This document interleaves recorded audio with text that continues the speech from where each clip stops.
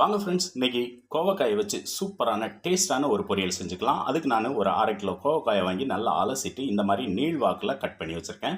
இப்போ ஒரு கடாயில் ஒரு 2 டேபிள் ஸ்பூன் எண்ணெய் விட்டு அது சூடானதும் 1 ஸ்பூன் கடுகு, கொஞ்சமாக சீரகம், கொஞ்சமாக கருவேப்பிலை இது பொரிஞ்சு வந்ததும் நம்ம கட் பண்ணி வச்சுருக்க கோவக்காயை சேர்த்து நல்லா வதக்க ஆரம்பிச்சிடலாம். கோவக்காயை நல்லா ஒரு 2 நிமிஷத்துக்கு எண்ணெயிலே வதக்கி விட்டுட்டு தேவையான அளவு உப்பு சேர்த்து திரும்பவும் ஒரு முறை நல்லா கலந்து விட்டுட்டு மீடியம் ஃப்ளேம் வச்சு மூடி போட்டு ஒரு 4 நிமிஷம் வேக விடுங்க. இதுக்கு இடையில் ஒரு மிக்ஸி ஜாரில் ஒரு கைப்பிடி அளவு நிலக்கடலையை வறுத்து அதை லைட்டாக பொடி பண்ணி வச்சுக்கோங்க. அது ஒரு பக்கம் இருக்கட்டும். இப்போது கோவக்காய் நல்லா வெந்து வந்துருச்சு. இந்த டைமில் நம்ம மசாலா சேர்த்துக்கலாம். கொஞ்சமாக மஞ்சப்பொடி, கொஞ்சமாக வத்தப்பொடி, அதாவது 1/4 ஸ்பூன் வத்தப்பொடி, 1/4 ஸ்பூன் குழம்பு மிளகாய் பொடி இதெல்லாம் சேர்த்து நல்லா ஒரு 2 நிமிஷத்துக்கு வதக்கி விடுங்க. மசாலாலாம் நல்லா சேர்ந்து வந்ததுக்கப்புறம் நம்ம பொடி பண்ணி வச்ச வேர்க்கடலை பொடியை இதில் சேர்த்து ஒரு முறை நல்லா கலந்து விட்டுருங்க.